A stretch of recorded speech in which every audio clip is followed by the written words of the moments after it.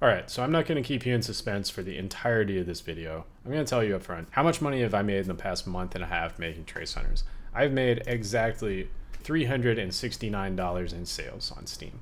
That's right, $369 for 7 months of development. Is that commercially viable at all? No way. From here, I think it's going to be interesting to go into what was that journey like and talk about several relevant events in wishlists, as well as some things that happened after release, like hitting the discovery queue.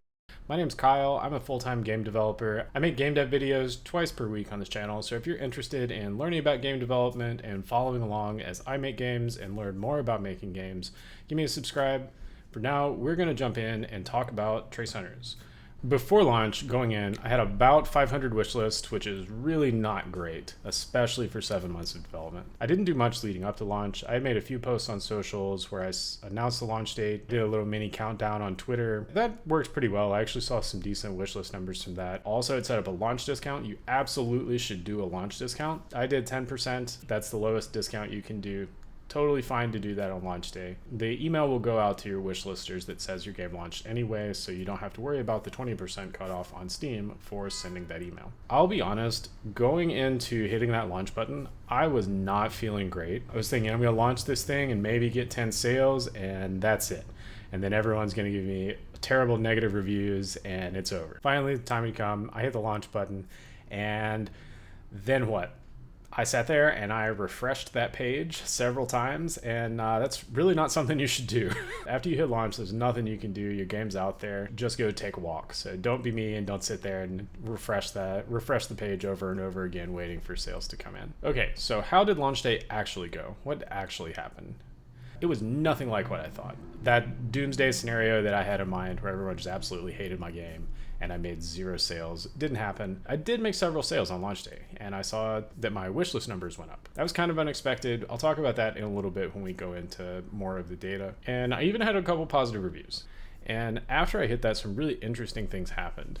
You can see here, if you remember, I said I had about 500 wish lists where I've launched, and now I'm sitting at around 1,000, 999 to be exact. That's a cool number. I think that's fun. Let's look into some of that wish list data, because there's some interesting stuff here. You can see, like, when I first launched the store page, nothing really happened. I didn't have a demo at that point. I actually had a really bad store page. It didn't take off. It didn't go anywhere. I was making some small amount of social posts at that point, but they were not very good ones. And then we fast forward over here to January 26th.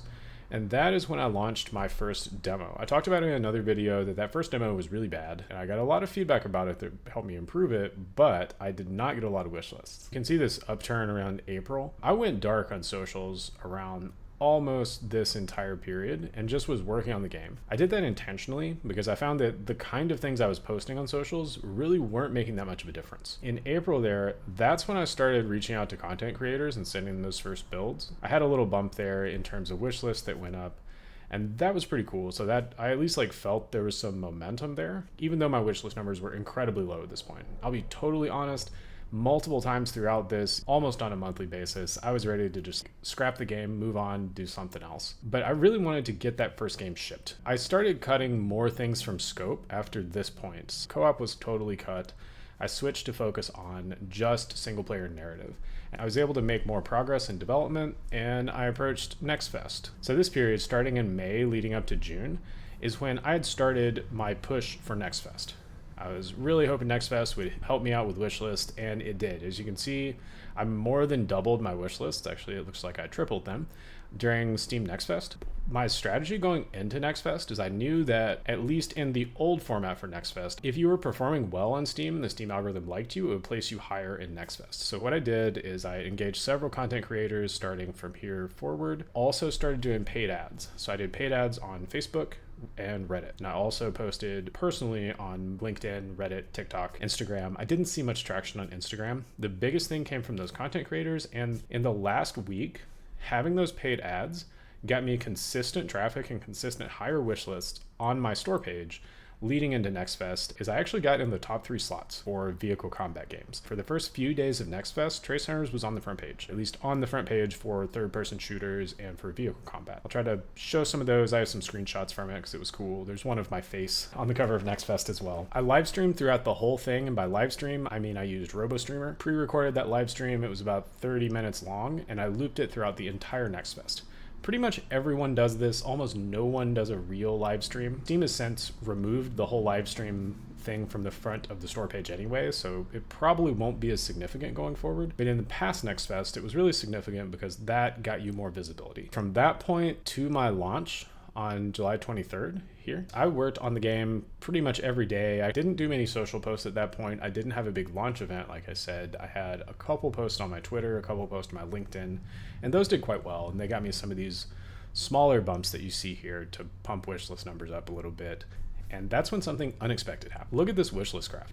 Starting on launch day, I went up to 677 wishlists from about 550. That was the week of my sale. One other interesting thing, you can see of all these other data on the graph, there's a larger spike right here than anything, and it's continued going up at a higher rate than any previous thing on the graph. And what that is hitting the 10 review mark for Discover Queue, which really gets you a massive number of people looking at your page. At this point, I'm sitting at around 10 wish lists per day. And that first week, as you can see, I went from 650 to almost 900 in just a couple days, hoping that these wish lists later on can convert to sales, and maybe the commercial outlook for Trace Hunters will be a little less bleak than here's $200. All right, so there it is. There's the overview of how my first indie game did on Steam. Let's talk about what's next. Obviously, the game was not a commercial success. I've spent the last 7 months of my life working on it and got very little monetary value out of that. But I did learn a ton, and I met a lot of really cool people throughout this process. I learned a lot of things that helped me improve, both in terms of marketing. I learned a lot of 2D art skills. I learned some 3D art skills. I learned more game dev skills. And so at this point, I'm feeling pretty good about going into my next game, of which I'm going to make a next game. I haven't really decided yet what that game's going to be. I'm definitely going to shoot for a shorter time period than Trace Hunters. I'm trying to look for something that'll take me 3 months, including marketing. So it's going to be a different type of game. So I have a couple ideas in the horror genre. Something like psychological horror I think could be really cool, but we'll see from there. What I'm going to try this time is leaning more into socials before committing to production. So I'll do some teaser videos just to test how those concepts are going to feel with the audience before I commit to full-time production. Hopefully this time we'll see some better success, but I'm not giving up on Trace Hunters yet. It has double the wish list that it had going into launch. I'm feeling like there could be some potential there to get some more sales out of Trace Hunters now that it's built up, especially now that there's a lot more content about it. So that's where I'm at. This has been a little bit different video. It's a little longer video that goes into what's been going on with my studio, what's been going on with Trace Hunters development, and how did sales go. If you like the content here, give me a subscribe, give me a like. Let me know what you think about what happened with Trace Hunters down in the comments. Look forward to hearing from you soon. Bye.